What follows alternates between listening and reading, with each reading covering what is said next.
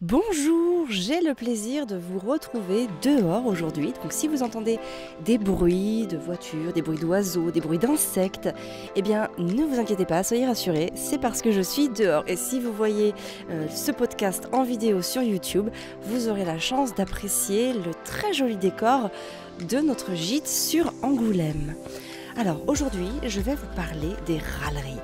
Oh, encore? Non mais, c'est pas possible. C'est nul, c'est chiant, j'aime pas, c'est pas bon, ça me saoule. Toutes ces petites râleries qu'on fait et qui, sans le savoir, nous gâchent la vie. Râler, pester, avoir des pensées négatives, ça rend la vie morose, ça nous fait voir le verre à moitié vide, je veux dire, et on reste dans ce mindset du manque, cet état d'esprit d'angoisse, ce sentiment d'insécurité permanent. Alors on dépense beaucoup d'énergie pour maintenir une forme d'équilibre. Moi j'aime bien cette image du portable, de notre téléphone portable qui se décharge en quelques heures lorsqu'il ne capte pas. Eh bien en fait c'est exactement pareil pour nous. Moi quand mon portable ne charge pas, ne se décharge parce qu'il ne capte pas, je le mets sur mode avion pour économiser ma batterie. Eh bien c'est exactement pareil pour nous. Alors je vais vous expliquer comment vous mettre en mode avion pour que vos batteries ne se vident pas à cause de tous ces petits riens dans ce nouveau podcast. Alors pourquoi on râle? Les causes de râlerie, elles sont nombreuses, elles sont diverses, elles sont variées, mais en tout cas, une chose est sûre, elles prennent toute naissance dans la même croyance. On pense qu'en râlant pour un problème ou un désagrément ou quelque chose qui ne va pas ou qu'on n'aime pas exactement comme ça, eh bien ça va s'arranger immédiatement. Alors, même si on a tendance à penser que l'espoir fait vivre, en l'occurrence, ici même, il nous gâche la vie. Par exemple, si vous dites à vos enfants « Oh, j'en ai marre de tout ce bazar, venez ranger ça tout de suite !» Ça ne marchera pas. Ou alors, si ça marche, appelez-moi tout de suite. Par contre, ce qui marche dans ces cas-là, c'est d'aller les voir, d'expliquer qu'on aimerait bien que les affaires soient rangées et on va pouvoir leur donner une mission précise. Par exemple, est-ce que tu peux ranger les petites voitures s'il te plaît? Est-ce que tu peux ranger la pâte à modeler s'il te plaît? Et même selon l'âge de l'enfant, il faudra peut-être le faire avec eux, voire le faire pour eux, s'ils ont moins de 3 ans, moins de 2 ans, pendant qu'ils seront spectateurs, pour que ça fonctionne. Un autre exemple, si vous dites à votre conjoint « Oh, j'en ai ras-le-bol que tu laisses traîner tes chaussettes au bout du lit ». Bon, il y a peu de chances qu'avec ce genre de propos, ils prennent l'habitude de les apporter dans le panier de linge sale. Moi, vraiment, dans ces cas-là, je vais plutôt vous suggérer un bon « Chérie, il faut vraiment que je te pose une question importante. Pourquoi est-ce que tu laisses toujours tes chaussettes au bord du lit ?» Et du coup, vraiment dire ça sur un ton complètement décomplexé, le soir par exemple au lit, ou le matin entre deux cracottes de beurre de cacahuète, peu importe, mais plutôt voilà, le dire sans violence, sans colère, sans animosité, sans rancœur, sans frustration, sans quoi que ce soit, et envisager des solutions ensemble. Par exemple, mettre une corbeille à linge sale dans la chambre, ou ne plus porter de chaussettes du tout. Enfin bon, peu importe, vous trouverez des solutions. Mais il faut bien que, les exemples que je vous donne, ils sont là pour vous montrer que râler ne sert à rien d'autre que de se mettre dans un état d'esprit négatif. Alors, je ne vous dis pas de ne plus jamais râler. Je ne vous dis pas non plus que je ne râle jamais. Parce que forcément, ça nous arrive toujours et c'est ok. Mais quand même, je dois reconnaître que je râle assez peu. Pourquoi ? Parce que je sais que de toute façon, ça ne change rien. Ça va venir polluer toutes mes autres pensées. Et c'est ça qu'il faut avoir à l'esprit, c'est que, ok, vous allez pouvoir râler, des fois ça va vous échapper et c'est ok. Le but n'est vraiment pas de supprimer complètement un comportement, mais plutôt, comme à chaque fois dans tout ce que j'essaye de vous transmettre, c'est d'en avoir conscience un maximum et à travers cette conscience, ou du moins avec cette conscience, pouvoir travailler dessus et voir comment vous pouvez transformer les choses. Alors, qu'est-ce que je fais moi pour moins râler et qu'est-ce que je vais vous proposer de faire? Eh bien, je vais vous proposer un exercice en 3 temps que vous allez pouvoir faire de manière très très simple, très très facile à mettre en place chez vous et qui a le j'ai même envie de dire qui a complètement le pouvoir de changer votre état d'esprit par rapport à vos râleries. Donc la première chose, je viens d'en parler, le premier exercice que vous allez pouvoir faire, c'est de prendre conscience que vous râlez. Moi, je dis toujours qu'on ne peut changer que ce dont on a conscience. Il y a quelques années, j'avais lu une enquête, et d'ailleurs je crois que c'est à partir de là en fait que tout s'est mis en lumière dans mon esprit. En fait, j'avais lu la synthèse d'une étude sur des obèses, donc des obèses vraiment en obésité morbide, à qui on demandait combien de temps ils pensaient à la bouffe par jour. Ces personnes-là avaient répondu qu'ils y pensaient 5 à 6 fois par jour. Donc du coup, on les a testés, on leur a demandé à chaque fois qu'ils y pensaient de mettre un petit bâton dans un cahier ou faire une croix sur un tableau ou quoi que ce soit. Et en fait, l'étude s'est avérée révélatrice de... en fait, ils émettaient cette pensée-là à la bouffe, ils pensaient à la bouffe plus de 50 fois par jour. Donc, en fait, la conclusion de l'étude, c'était comment ces gens-là, puisqu'ils ont un problème avec la nourriture, ils sont en obésité morbide, donc ils mangent trop, comment ils peuvent changer les choses s'ils n'ont pas conscience de ce qu'ils doivent changer. Et finalement, c'est exactement pareil dans la vie de tous les jours et pour tous les sujets, peu importe lequel. Comment changer un truc qui vient nous polluer la vie si on ne sait même pas que ça nous pollue la vie? Donc vraiment, par rapport à cette étude dont je viens de parler, les gens en fait ont commencé à changer parce qu'ils ont pris conscience qu'ils avaient un problème par rapport à leurs pensées, auxquelles ils n'avaient pas conscience avant. Donc c'est vraiment la première chose à faire, en tout cas la première chose que je vous invite à faire, c'est de prendre conscience que vous râlez. Et ça, c'est vraiment l'exercice le plus puissant à faire pour pouvoir évoluer. Faites-le vraiment. Faites une croix sur un carnet, sur une feuille de papier, sur une croix à la craie sur un tableau en ardoise, peu importe. Faites quelque chose dans votre téléphone, mettez-vous un petit bâtonnet dans votre téléphone. En tout cas, faites-le vraiment pendant quelques jours. Surtout si vous sentez que votre état d'esprit est négatif ou que vous avez cette sensation de manque ou d'insécurité qui vous tenaille, mais que vous n'arrivez pas à expliquer. C'est vraiment le premier exercice qui va vous amener le plus de puissance possible. Quand vous aurez fait ça en conscience pendant plusieurs jours, vous allez pouvoir passer au deuxième temps. Donc c'est ce que j'appelle aussi le deuxième exercice. Vous allez à chaque fois que vous râlez, vous allez réfléchir à ce que vous pouvez faire pour améliorer la situation. Si vous ne voulez pas subir votre râlerie, prenez-la, servez-vous-en comme d'un red flag, les drapeaux rouges, les warnings, les avertissements. Prenez ça vraiment comme un signal qu'il y a un dysfonctionnement, qu'il y a quelque chose qui ne fonctionne pas comme vous voulez et donc qu'il est temps d'en changer. La râlerie, c'est le système naturel pour vous prévenir qu'il faut changer quelque chose afin d'obtenir un autre résultat. Ou en tout cas, un résultat différent. Par exemple, si votre enfant, tous les matins, il renverse son bol de céréales, son bol de lait, ou son verre de jus, ou quoi que ce soit, et que vous, chaque matin, vous croisez les doigts pour essayer d'imaginer ou de penser qu'il ne va pas le renverser, ou voilà, que ça va se passer différemment, ça va être compliqué. Parce que tous les matins, vous allez continuer à râler. Dans ces moments-là, essayez de voir ce que vous pouvez transformer. Par exemple, proposer un bol avec des anses ou un verre plus stable ou voilà quelque chose ou un support antidérapant. Peu importe en fait la solution, il y en existe 1000. Mais en tout cas, essayez de voir comment vous pouvez faire évoluer la situation, comment vous pouvez transformer la situation pour ne plus avoir à subir ça chaque jour. Pareil, si tous les matins vous brûlez, vous râlez parce que vous brûlez quand vous tentez d'attraper votre tartine de pain qui s'est coincée dans le grille-pain, investissez dans une petite pince en bois, ça peut vous changer toute votre journée. Si tous les jours vous finissez à pester dans les embouteillages, voyez comment vous pouvez rendre ce temps profitable. écouter un livre audio, suivre des formations en ligne, écouter des podcasts, prendre le temps d'appeler nos proches en les appelant, avec le kit main libre, hein, bien sûr, j'entends. Tout ça, en fait, qui va vous permettre de transformer les moments qui vous agacent, les moments qui sont pas agréables à vivre, en moments où vous allez vous faciliter la vie, vous allez faire des choses pour vous, vous allez vous aider. Vraiment, servez-vous de ce signal d'avertissement plutôt que de le subir. J'ai juste envie de vous dire, le pouvoir est en vous. Vous savez, il y a un proverbe, une citation plutôt, que j'adore, d'Einstein. Je me la répète plusieurs fois par jour.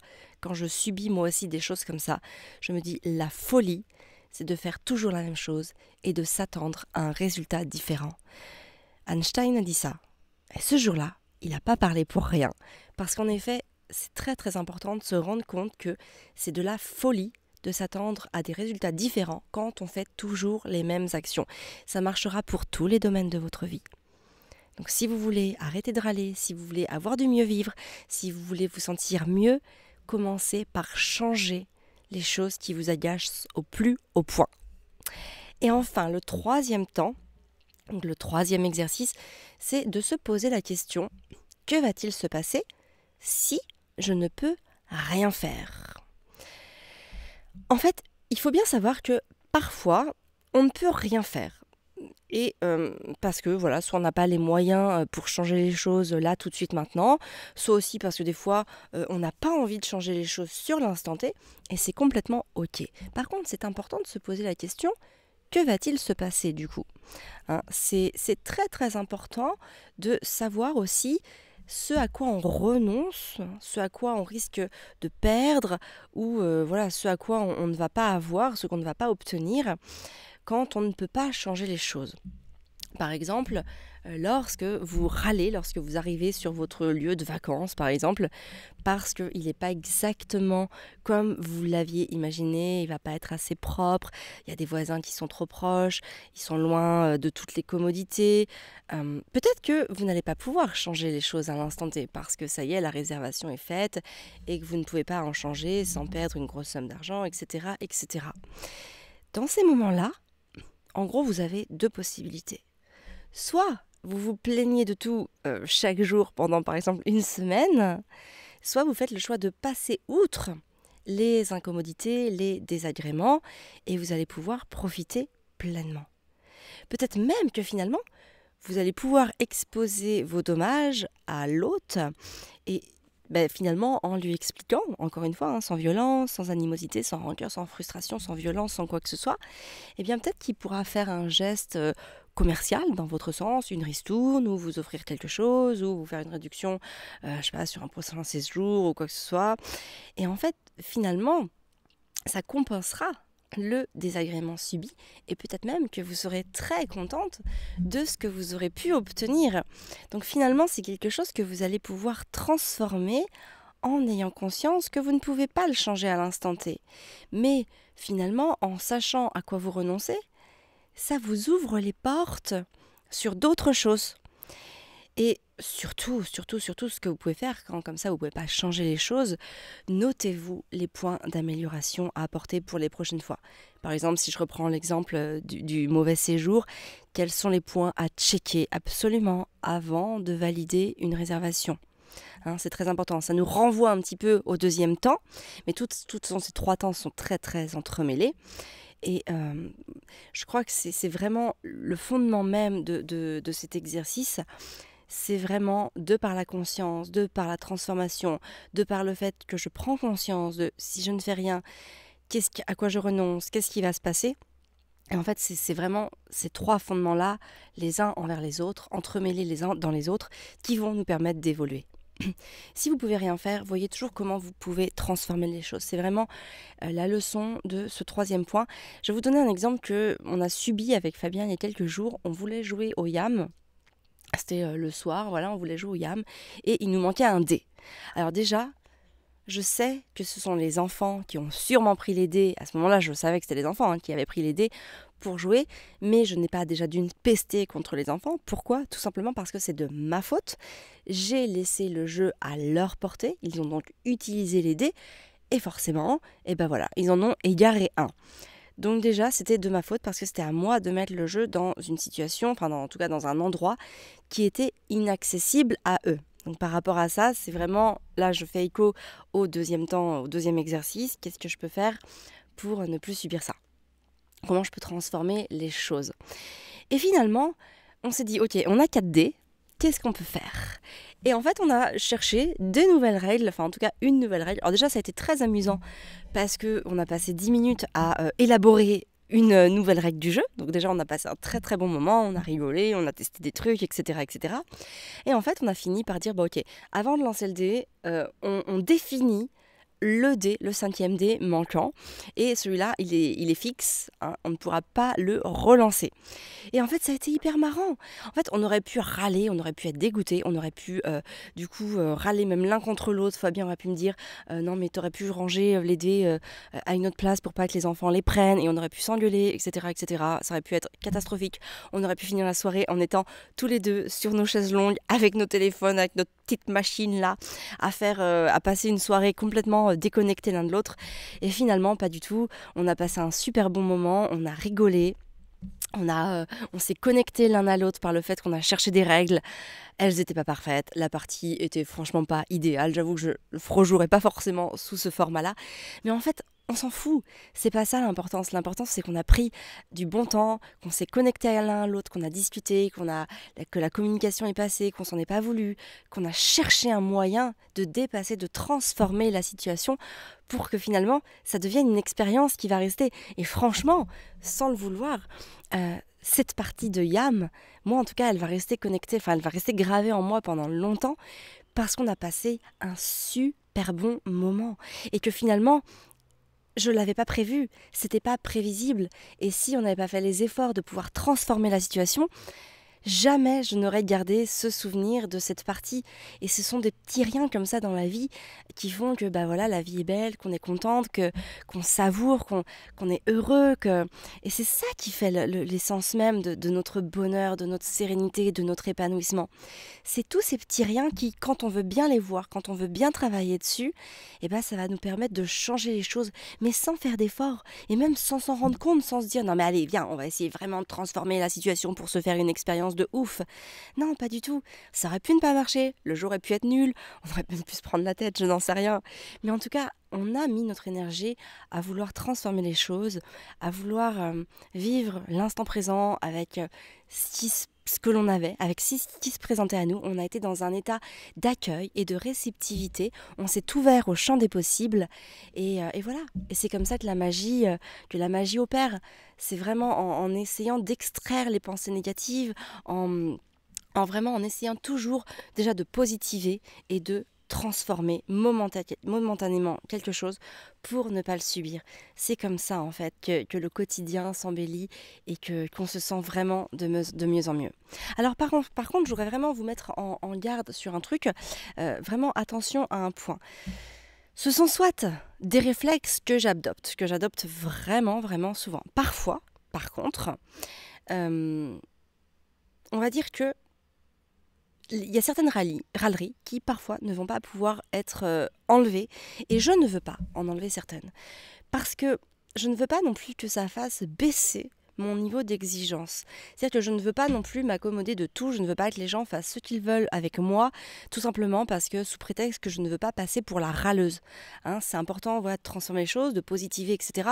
Mais il ne faut pas non plus être gentil à outrance, dans le sens où les autres vont pouvoir se servir de notre gentillesse pour abuser de nous ou pour servir leurs propres intérêts. C'est très important, et c'est pour ça que je mets vraiment ce point d'honneur, ce point d'attention. Je veux vraiment vous le dire, parce qu'il ne s'agit pas de toujours positiver, de toujours se dire non mais c'est bon, c'est pas grave, comment je vais faire? Non, pas du tout. C'est-à-dire qu'il y a des réflexes qui ne doivent absolument pas venir percuter ce à quoi vous avez droit. Vous n'avez pas à vous contenter du satisfaisant sous prétexte de ne pas vouloir plutôt passer pour une râleuse. Parce qu'à un moment, il s'agit de respecter la personne que vous êtes, de se respecter soi-même et de respecter aussi ce que l'on a droit soi-même. Je vais vous raconter, ça me fait penser vraiment à une anecdote qui m'est arrivée il y a quelques jours sur l'autoroute. Les enfants avaient faim. On s'est donc arrêté sur une aire d'autoroute et je ne citerai pas ni l'enseigne ni l'endroit, bien évidemment, on s'en fiche, c'est pas du tout ça le principal. En tout cas, voilà, les enfants avaient faim. Il était 14h, il restait quasiment plus rien donc sur l'étalage, mais il restait des sandwichs de jambon beurre. Donc j'en prends 2 grands pour les enfants, enfin pour Arthur et Gaspard, pour les garçons. Puis ils sont plus grands, ils peuvent mieux mâcher de la baguette. Et puis j'en vois un dans un espèce de, comme une sorte de petit pain au lait. C'était aussi un jambon beurre, voilà, mais dans un pain beaucoup plus tendre pour Constance qui a 3 ans. Et là, la vendeuse m'upsell, donc c'est-à-dire me vend un autre truc. Elle me dit, si vous voulez, avec ce petit pain-là, vous pouvez constituer la box. Donc la box, elle ressemble vraiment au truc de McDo. C'est que dedans, il y a une boisson, un dessert et un Kinder. Donc du coup c'est pas un jouet, c'est un Kinder surprise. Et le dessert était au choix. Il y avait soit une pomme-pote, soit un croissant, soit un cookie, soit un pain au chocolat, soit un laitage, je sais plus. Bon, moi les pommes-potes, les enfants aiment pas spécialement ça. En plus ils n'arrivent pas à boire au yaourt, chose très étrange. Mais bon, voilà. Donc du coup je prends le cookie. Et là elle me dit, alors par contre le cookie ça sera à la place du Kinder. Je vais c'est pas logique. Sur votre feuille, il y a écrit un oasis, une boisson. En l'occurrence, c'était un oasis, plus un Kinder, plus un dessert au choix. Donc je lui dis, vous voyez, sur votre petite étiquette, c'est écrit plus. Il n'y a pas écrit ou. Donc voilà, vous me mettez le Kinder. Elle fait, oui, mais non, ça ne passe pas informatiquement, etc. Je fais, écoutez, c'est pas grave, prenez-vous pas la tête informatiquement, mettez-moi le Kinder en plus et tout le monde sera content. Et en fait, elle voulait pas. Et je lui dis, écoutez, là, je peux pas, moi, c'est mensonger, vous m'avez vendu quelque chose que j'ai accepté, maintenant vous me dites que c'est plus possible, c'est pas correct, c'est pas respectable, c'est pas acceptable pour moi, je peux pas entendre ça, vous me mettez le Kinder Surprise, s'il vous plaît. Et elle me dit non, je peux pas, etc. C'est comme ça, c'est l'enseigne qui fait ces choses-là, c'est pas de ma faute. Elle commence à se dédouaner, etc. Je vois bien que de toute façon, le compromis n'est pas possible, que le dialogue avec elle, la communication est bouchée parce que du coup, tout de suite, elle s'est dédouanée en disant mais non, de toute façon, c'est pas de ma faute, c'est la direction. Elle n'a même pas cherché à se connecter à l'humaine que j'étais, juste à avoir des relations d'humaine à humaine. Alors je lui dis écoutez, c'est pas grave, abandonnez-moi tout, mettez-moi juste le petit sandwich et on va s'arrêter là, tout se passera bien. J'aurais pu acheter, ça s'entend, j'aurais pu acheter le Kinder qui doit coûter peut-être 1 euro. Mais en fait, c'est une question de principe. Si je cède là-dessus, elle va continuer à penser qu'elle est dans son bon droit, que c'est normal, etc. Donc je le fais déjà d'une pour moi, parce que par respect pour la personne que je suis, je n'ai pas à subir leur défaillance informatique ou la pub mensongère qu'ils font pour appâter quelque part le client. Et c'est mon devoir, c'est ma responsabilité de dire non. Je suis pas d'accord avec ça.